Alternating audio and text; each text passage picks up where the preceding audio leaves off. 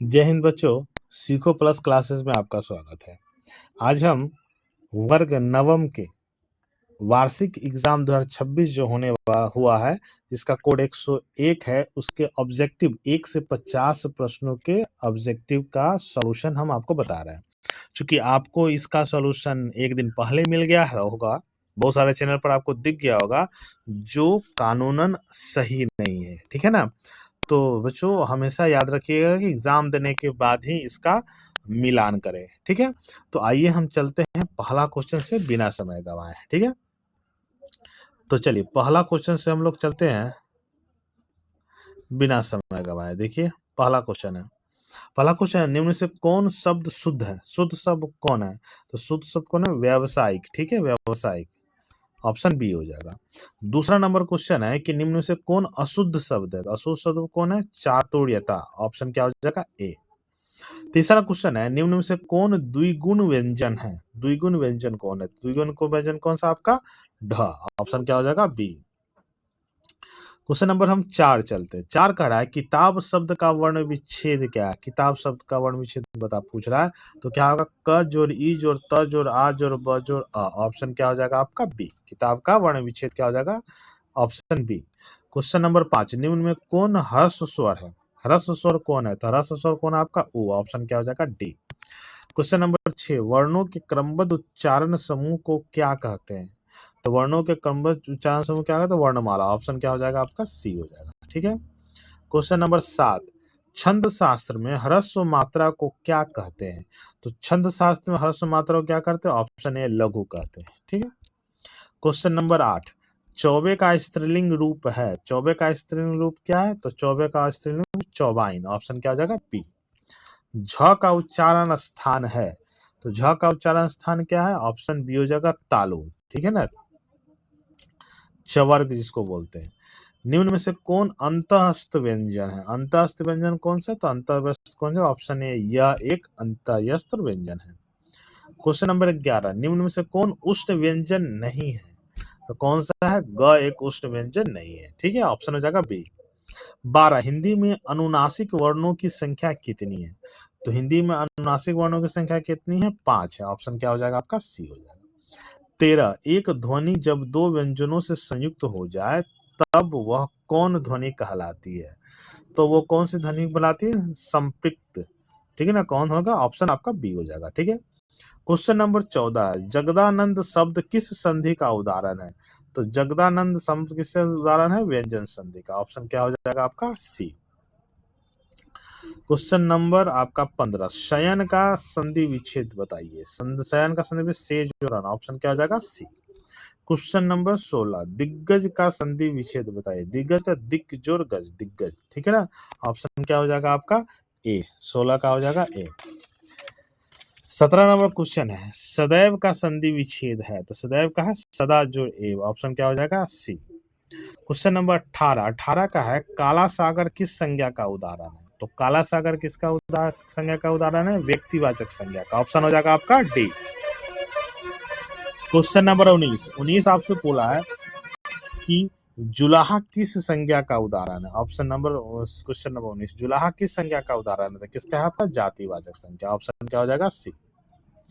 Question number आपका 20 है, निम्न में कौन पुल्लिंग शब्द है? पुल्लिंग शब्द कौन सा है? तो पुल्लिंग शब्द कौन सा है? गीत एक पुल्लिंग शब्द है, ठीक है। क्वेश्चन नंबर 21, निम्न में कौन स्त्रीलिंग शब्द है? स्त्रीलिंग शब्द कौन सा है? तो ये मति आपका स्त्रीलिंग, ऑप्शन आपका सी होता है। क्वेश्चन नंबर 22, कारकों के बोध के लिए संज्ञा या सर्वनाम के आगे जो प्रत्यय लगाए जाते हैं उन्हें व्याकरण में क्या कहा जाता है? तो क्या कहा जाता है उसको कहा जाता है विभक्तियां, ऑप्शन क्या हो जाएगा? डी। क्वेश्चन नंबर 23, कहा कि शुभम सुरेश को रुपए देता है, इसमें कौन कारक है? तो इसमें कौन सा कारक है? इसमें संप्रदान कारक, ऑप्शन आपका डी। क्वेश्चन नंबर 24, आरती कुछ खा रही है, इसमें कुछ किस सर्वनाम का उदाहरण है? तो किसमें? अनिश्चयवाचक, ऑप्शन आपका सी। क्वेश्चन नंबर 25, प्रतीक बहुत तेज दौड़ता है, इसमें कौन शब्द प्रविशेषण है? तो प्रविशेषण कौन सा शब्द है? ऑप्शन आपका सी बनता है, ठीक है। 26 नंबर क्वेश्चन, झूठा आदमी, इसमें कौन विशेषण है? तो झूठा आदमी कौन सा विशेषण है? इसमें गुणवाचक विशेषण है, ऑप्शन क्या हो जाएगा? बी। क्वेश्चन नंबर 27, निम्न में कौन विकल्प नाम धातु का उदाहरण है? तो नाम धातु का उदाहरण कौन है? चिकनाना। ऑप्शन क्या हो जाएगा? डी। क्वेश्चन नंबर 28 है, राम आया है यह किस काल का उदाहरण है? तो राम आया है किस काल का है? वर्तमान काल का। ऑप्शन आपका ए हो जाएगा। ठीक है। क्वेश्चन नंबर 29, निम्न में कौन देशज शब्द है? तो देशज शब्द इसमें से कौन हो जाएगा? डिबिया एक देशज शब्द है। ऑप्शन क्या हो जाएगा? डी।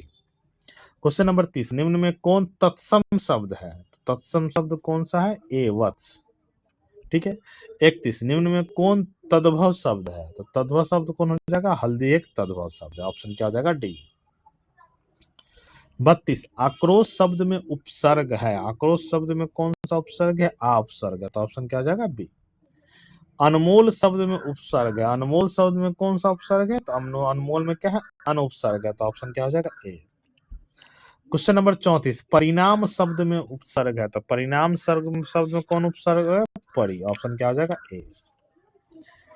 क्वेश्चन नंबर 35, संस्कृत शब्द में उपसर्ग है। संस्कृत में कौन सा उपसर्ग है? समजोरकृत। ऑप्शन क्या हो जाएगा? डी।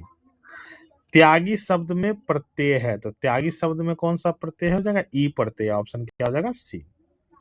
37 है, पूजनीय शब्द में प्रत्यय है। पूजनीय शब्द में कौन सा प्रत्यय आपका? ईय प्रत्यय। ऑप्शन क्या हो जाएगा? ए। चलिए क्वेश्चन नंबर 38, कुलीन शब्द में प्रत्यय है। कुलीन शब्द में कौन सा प्रत्यय है? इन प्रत्यय। ऑप्शन आपका सी हो जाएगा। ठीक है। तो आपको 50 क्वेश्चन का इसमें ऑब्जेक्टिव करा रहा है, 1 बाय 1 देखिए, और सभी क्वेश्चन जो आए हैं उसी का हमने करवा रहा है। वीरत्व शब्द में प्रत्यय है। वीरत्व शब्द में कौन प्रत्यय है? तो प्रत्यय है। तो ऑप्शन क्या हो जाएगा? सी। अनीति का विशेषण है। अनीति का विशेषण कौन सा? अनैतिक। ऑप्शन क्या हो जाएगा? सी। 41 नंबर है, काल का विशेषण है। काल का विशेषण कौन सा है? डी, कालिक। ऑप्शन क्या हो जाएगा? डी। क्वेश्चन नंबर हो जाएगा 42, खर्च का विशेषण है। खर्च का विशेषण कौन सा है? खर्चीला। ऑप्शन क्या हो जाएगा? बी। क्वेश्चन नंबर 42, निम्न कौन विकल्प अधिकरण तत्पुरुष समास का उदाहरण है? तो अधिकरण तत्पुरुष समास का उदाहरण कौन सा है? ऑप्शन डी हो जाएगा, पराधीन। ठीक है। चलिए अब क्वेश्चन नंबर 44 है, आचार कुशल में कौन समास है? तो आचार कुशल में कौन सा? तत्पुरुष समास। ऑप्शन क्या हो जाएगा? डी। 45 है, संदेह में कौन समास है? संदेह में आपका कौन सा समास है? तो संदेह में कौन सा समास है? अव्ययभाव समास। ऑप्शन आपका बी।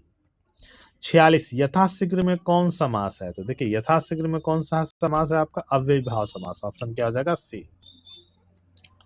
47 नंबर क्वेश्चन आपका है, दीपा नहीं पढ़ती है यह किस वाक्य का उदाहरण है? तो ये कौन सी वाक्य होगा? निषेधवाचक वाक्य। ठीक है। Option B.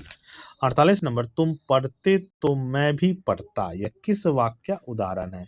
तो ये कौन सा वाक्य है? मिश्र वाक्य का उदाहरण। ऑप्शन क्या हो जाएगा? सी। 49 नंबर है, निम्न में कौन शुद्ध वाक्य है? शुद्ध वाक्य कौन सा है इसमें? तुम्हारा नाम क्या है? ठीक है। चलिए ऑप्शन सुनेगा सी। अब क्वेश्चन नंबर आपका 50 नंबर क्वेश्चन कर रहा है कि नाच न आगे आंगन टेढ़ा लोकोक्ति का अर्थ है, मतलब क्या होता है? काम न जानना और बहाना बनाना। ऑप्शन क्या हो जाएगा? बी। और 51 नंबर क्वेश्चन आपका है, 51 नंबर, चांद पर थूकना मुहावरे का अर्थ क्या है? तो चांद पर थूकने मुहावरे का अर्थ है व्यर्थ निंदा करना। तो देखिए ये आपका 50 क्वेश्चन का ऑब्जेक्टिव था जो आपको बनाना है टोटल 100 में। ठीक है ना। इसको मिलाइए, शेयर कीजिए, लाइक कीजिए, कमेंट्स कीजिए। धन्यवाद।